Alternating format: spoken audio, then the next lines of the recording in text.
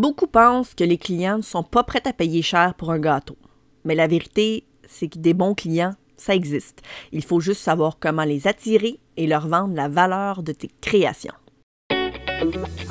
Bienvenue sur Sucre et compagnie, le podcast où on parle business, mais avec beaucoup de sucre et zéro culpabilité pour les calories. Moi, c'est Sandra Major, votre alliée dans l'univers des entrepreneurs sucrés. Que vous soyez cake designer, pro des cupcakes, magicienne des macarons ou artiste du cake pop, je suis là pour vous aider à faire lever votre business sans levure chimique promis. Au menu, du marketing qui donne envie, des astuces pour chouchouter vos clients, des conseils d'organisation pour éviter de finir endurcis sur les montagnes de sprinkles. Bref, tout ce qu'il vous faut pour que votre entreprise soit aussi irrésistible que vos créations. Alors enfile ton tablier, attrape ta boisson préférée et c'est parti pour un nouvel épisode de Sucre et compagnie. Salut tout le monde, bienvenue à un nouvel épisode. Cette semaine, on parle d'un gâteau high ticket. On parle en fait de qu'est-ce qu'un gâteau high ticket, qu'est-ce qu'un service high ticket, c'est quoi ça le high ticket? Le high ticket, là, ce n'est pas juste un gâteau qui est plus cher. C'est en fait une expérience unique, un produit finalement qui est un produit de luxe finalement. Donc, des gâteaux high ticket, c'est un gâteau qui est créé sur mesure et personnalisé. Donc, ici, là, ce qu'on veut dire par là, c'est pas juste « Ah, j'ai choisi un peu les couleurs ici et là de ce que je veux ». C'est pas mal plus que ça. Je vais vous donner quelques exemples. Un produit de luxe, ou en tout cas du moins une expérience de luxe, c'est des dégustations. Hein? Et ça, no matter what, même si c'est pas un gâteau de mariage, même si c'est pour un gâteau de baptême ou un gâteau pour enfants, tu fais faire une dégustation.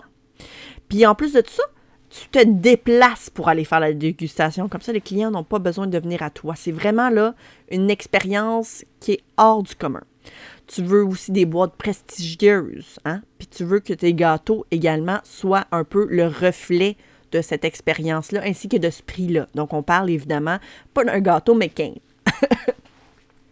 Soit dit en passant, j'ai absolument rien contre le gâteau McCain, même que je viens d'en parler, puis j'ai pratiquement envie d'aller m'en acheter un. Puis cela dit, c'est que quand je pense au gâteau McCain, je pense définitivement pas à un gâteau de luxe. Hein, on s'entend? Je pense à un petit gâteau là, que j'ai envie de manger un vendredi soir là, sur le bord du feu. Tu vois, genre? Donc, c'est clair que c'est pas du tout la même expérience. Cela dit, c'est pas nécessairement en compétition avec l'autre, c'est que c'est deux choses complètement différentes. Autre chose, évidemment, un gâteau high ticket, c'est un gâteau qui est fait évidemment avec des ingrédients premium, hein? Une expérience premium. Donc, on ne parle pas évidemment de pépites de chocolat chip-it qu'on achète à l'épicerie. Hein? On va aller acheter de la gousse de vanille, on va aller acheter, tu sais, pas de l'essence à 12,99 au maxi, là. On s'entend, on va utiliser des ingrédients de qualité qui sont également aussi beaucoup plus chers, n'est-ce pas? Donc, on va vraiment travailler également les saveurs. On va vraiment faire vivre une expérience avec les gens par rapport à ce qu'ils vont goûter, par rapport à ce qu'ils vont voir. Donc, c'est clair que c'est pas tout à fait ce qu'on vend, par exemple, en épicerie, tout simplement. Cela dit, est-ce que c'est quand même bon un gâteau d'épicerie? Pas si pire. Mais ce n'est définitivement pas ce qu'on attribue un gâteau d'épicerie à quelque chose qui a une... C'est pas un produit de luxe, finalement. Tout simplement. Donc, il faut vraiment faire la différence entre les deux. On veut également exécuter un design raffiné, un savoir-faire exceptionnel. Et là, évidemment, ce n'est pas du genre « je vais essayer de créer ce gâteau-là » ou « je vais essayer une nouvelle technique ». Non, non, non, non. Tu as fait des formations, là. Tu l'as travaillé, ta technique, tu l'as peaufiné, puis tu utilises également des outils de qualité, dans le fond. Hein, on s'entend, là? Vraiment, là, pour avoir toute l'expérience, puis faire vivre ça à travers ton expertise, c'est que tu t'es procuré des outils qui n'étaient pas chez Alibaba, là. Hein, on s'entend, là, puis c'était pas chez AliExpress non plus, là. Donc, c'était vraiment des outils de qualité, de qualité professionnelle, finalement. Tu as fait des formations, tu as testé puis tu as approuvé la technique. On s'entend? C'est ça aussi, un produit de luxe. Ce sont généralement des gâteaux qui sont offerts pour des occasions très spéciales. Hein, on s'entend? Mariage, des événements VIP. Mais il y a des gens qui ont de l'argent et qui sont prêts à faire bien plus que ça. De s'offrir ça, là, n'importe quand. Pour leur gâteau d'anniversaire, gâteau pour enfants, baptême, etc. Il y a des gens qui ne vivent que pour vivre cette expérience-là, c'est-à-dire un gâteau de luxe, une expérience de luxe, donc un gâteau high ticket. Il ne s'agit pas juste de justifier un prix élevé, mais de proposer un service d'exception qui le mérite. Donc, c'est-à-dire en fait que c'est pas mal plus que juste le gâteau, c'est littéralement le service ainsi que l'expérience en entier qui va être intéressant puis qui va rajouter justement de la valeur à ton service. Maintenant, pourquoi et comment en fait justifier un prix aussi élevé pour un gâteau? En fait, c'est simple, c'est qu'un client qui achète des produits haut de gamme ne cherche pas juste un gâteau. Ils veulent un prestige et une exclusivité. Ils veulent un produit que tout le monde ne peut pas avoir. Ce sont des gens qui, ils magasinent pas finalement, en d'autres mots. Ils vont essayer de trouver finalement quelque chose qui est unique, qui est moins commun, tu sais, quand on parle d'un produit comme celui-ci, c'est clair que ça demande un peu plus de temps. Ça demande d'être un peu plus présent en tant que, mettons, cake designer. Donc, tu prends pas 16 commandes dans une fin de semaine. Tu prends peut-être 1, 2, 3 commandes parce qu'évidemment, tu vas vouloir mettre toute ton énergie pour ces clients-là. Donc, évidemment, on s'entend, ils doivent payer plus à ce moment-là parce que, bon, généralement, tu prends en faire 16, là, des gâteaux, là, des layer cakes avec des images comestibles, on s'entend. Donc, c'est clair que c'est pas du tout le même type de service. Ce qu'ils cherchent également, c'est un prestige et une exclusivité. Donc, comme je disais, ils veulent un produit que tout le monde ne peut pas avoir, évidemment. Un service impeccable, hein? Donc des conseils personnalisés, une expérience client fluide, une livraison soignée. Donc, conseils personnalisés, c'est-à-dire que, tu sais, regarde, là, si jamais le client, pour lui... je sais pas moi, son gâteau, ça va être fait dans un vignoble. Donc, toi, tu leur dis, ben écoute, selon ce que tu me dis, ben, je pourrais peut-être bâtir une recette autour, mettons, d'un fruit généralement utilisé pour le vin, tu sais, pour vraiment avoir une expérience qui est totalement personnalisée. Puis ça, tu sais, évidemment, ça vient avec un service qui est complètement différent de ce qu'on ferait en temps normal. Parce que en temps normal, on a des recettes, puis on a une liste d'ingrédients, on a une liste, en fait, plutôt de menus, puis c'est ça ou c'est rien, n'est-ce pas? Tandis que pour ce type de produit-là, pour le high ticket, ben à ce moment-là, on peut sortir un petit peu plus. Là, on est comme, OK, mais vu que c'est un client qui paye pas mal plus, ben je peux prendre un peu de mon temps pour tester des recettes, juste pour lui, évidemment, puis vraiment aller rendre son expérience encore plus unique.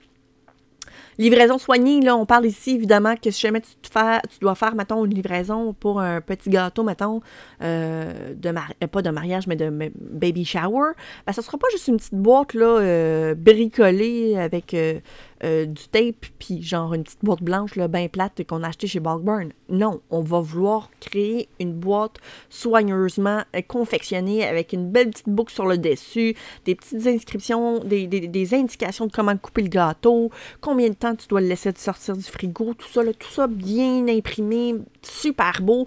Donc, chaque élément de ton entreprise doit être pris en considération, doit être personnalisable pour ton client pour qu'il puisse vraiment vivre une expérience complètement exclusive que personne d'autre peut vraiment aller trouver pratiquement nulle part ailleurs finalement. Et aussi, ce que les clients cherchent quand ils payent ce genre de service ou de gâteau, c'est en fait une qualité irréprochable. Donc, des ingrédients raffinés, des techniques professionnelles vraiment là sur la coche. On veut quelque chose qui est top-notch, dans le fond. On veut du premium, tout simplement. On paye le premium, on veut la qualité premium.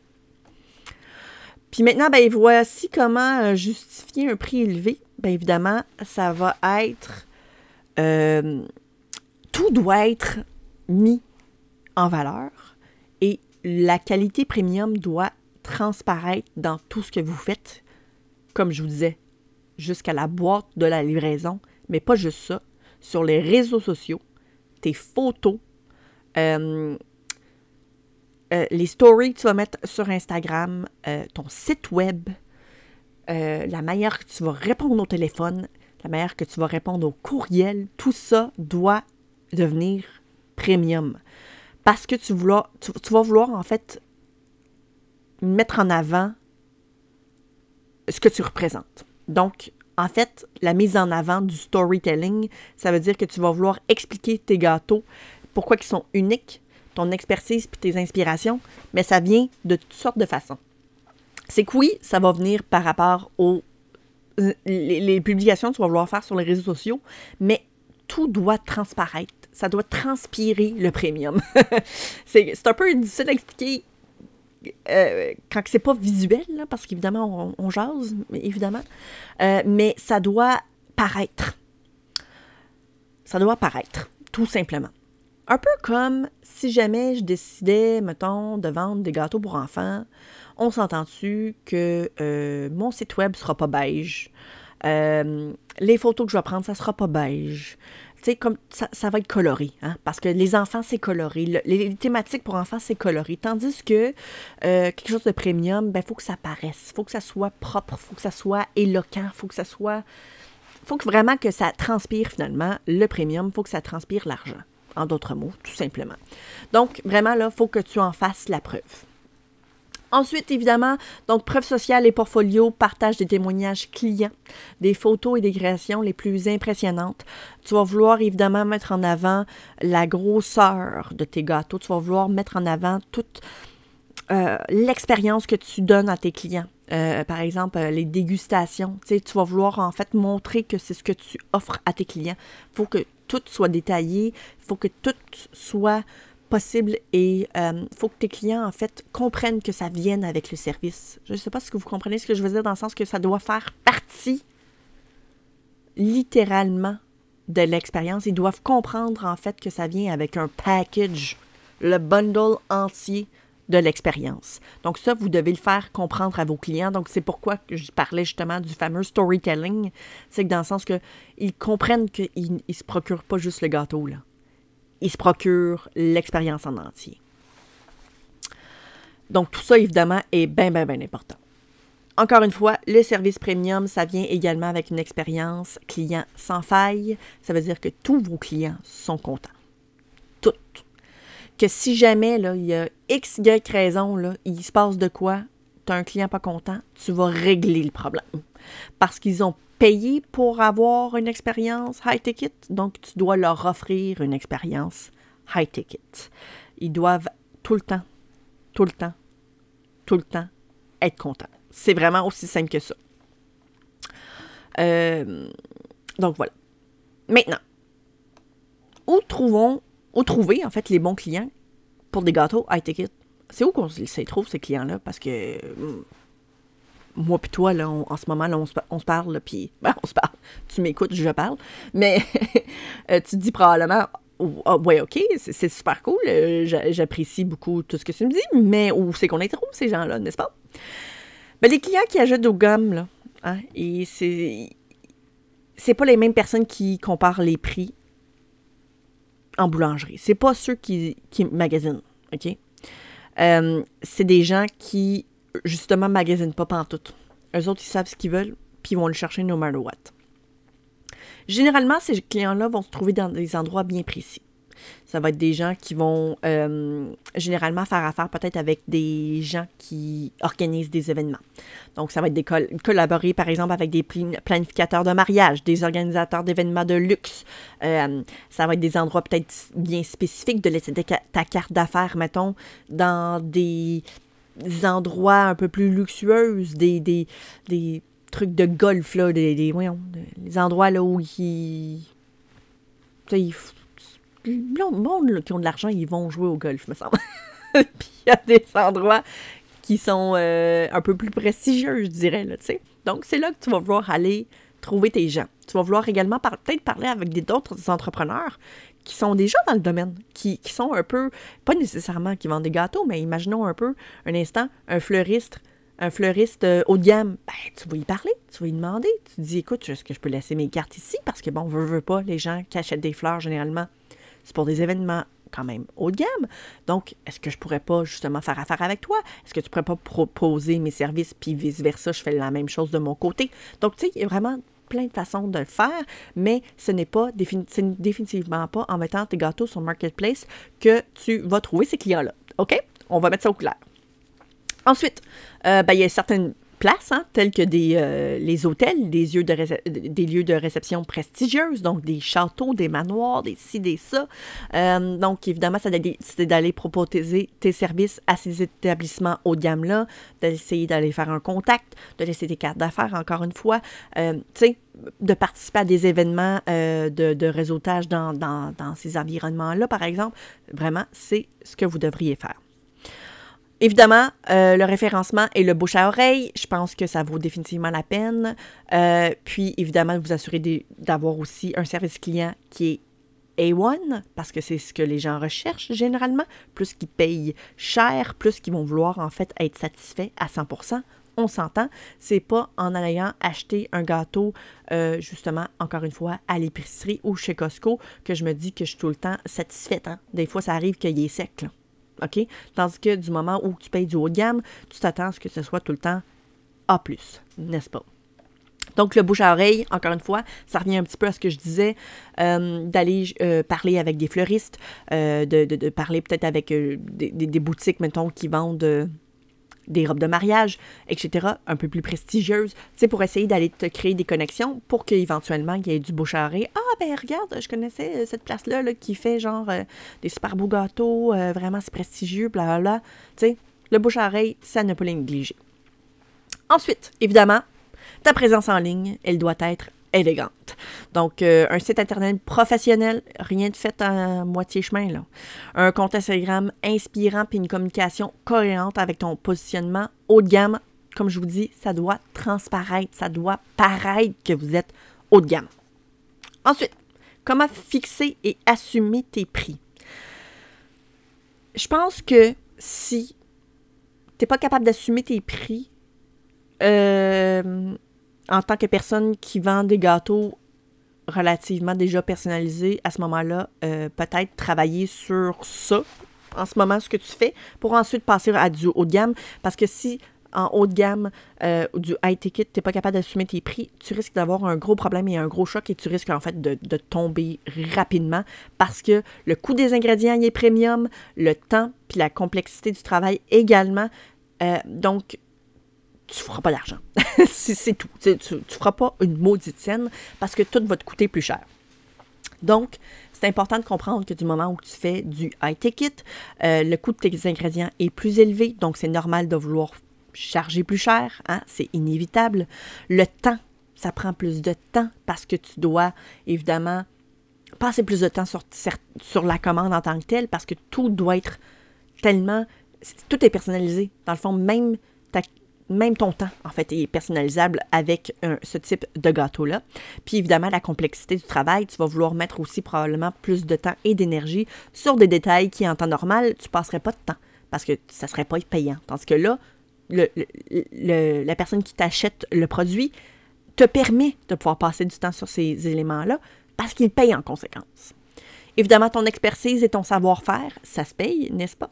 L'expérience client que tu proposes, c'est hyper important de comprendre que, encore une fois, ça nécessite de l'argent. Donc, tu dois le prendre en considération.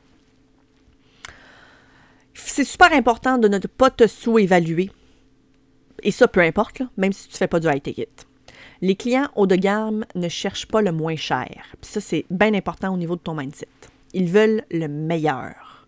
Donc, pour avoir le meilleur, ils doivent payer parce que, évidemment, toi, tu as des factures à payer, ton expertise se paye. Donc, d'assumer tes prix avec confiance et professionnalisme, ça va leur faire comprendre que tu es la meilleure option. Puis c'est là où tu vas avoir finalement des commandes qui vont être payantes. Donc, encore une fois, comme je vous dis, le high ticket, tu n'as pas besoin de le faire si tu ne veux pas. Mais si tu veux le faire, il faut que tu assumes ton mindset. Il faut absolument que tu te dises, les clients haut de gamme, ils ne cherchent pas le moins cher, ils cherchent le meilleur. Puis ça, écris-le, tu pries à quelque part sur un post-it, mets-le sur ton frigo, ton four, puis ton batteur. Puis devant ton ordinateur, parce que c'est probablement là où que tu vas vouloir répondre à tes messages concernant tes prix, puis c'est davantage là que tu vas vouloir le voir, à mon avis, c'est de le mettre sur ton ordinateur, ton écran, Christine, n'importe où, sur ton téléphone. Les clients haut de gamme, ils cherchent pas le moins cher, ils cherchent le meilleur. Donc, c'est à toi de prouver que tu es la meilleure. En conclusion, vendre des gâteaux high ticket, c'est pas mal plus que juste augmenter tes prix. C'est de proposer un produit d'exception à des clients prêts à investir pour une expérience unique. Dans le fond, là, quand tu vends un gâteau high ticket, tu vends une expérience high ticket, tout simplement. Alors, est-ce que tu es prête à élever ton business sucré au niveau supérieur? Si oui, si jamais tu as envie de vendre des gâteaux high ticket ou d'une expérience premium, viens nous le partager sur le groupe privé Sucre et compagnie. Je serais super contente d'entendre ton expérience. Parce que je pense que notamment, c'est quelque chose qui est demandé. Hein, on s'entend là. Je veux dire, ça existe des gens qui ont de l'argent. Je serais vraiment curieuse. Puis si jamais vous le faites déjà, ça aussi, je serais très curieuse d'entendre ce que vous avez à dire sur le sujet. Donc, évidemment, la semaine prochaine, un autre épisode. Puis, évidemment, d'ici la prochaine fois, je vous dis à très bientôt. C'est déjà la fin de cet épisode, mais votre aventure sucrée ne s'arrête pas ici. Si vous avez aimé, pensez à laisser un avis, des étoiles, 5 de préférence parce qu'on aime ça quand ça brille. Et surtout, viens rejoindre le groupe Facebook Sucre et compagnie, le QG des entrepreneurs sucrés qui veulent booster leur business tout en s'entraînant. Des conseils, des échanges, des entrepreneurs sucrés comme vous. Bref, le combo parfait pour faire grandir votre business. On se retrouve très vite pour un nouvel épisode. D'ici là, restez créatifs et n'oubliez pas, un jour sans Sucre et compagnie, c'est un jour qui n'est pas très le fun.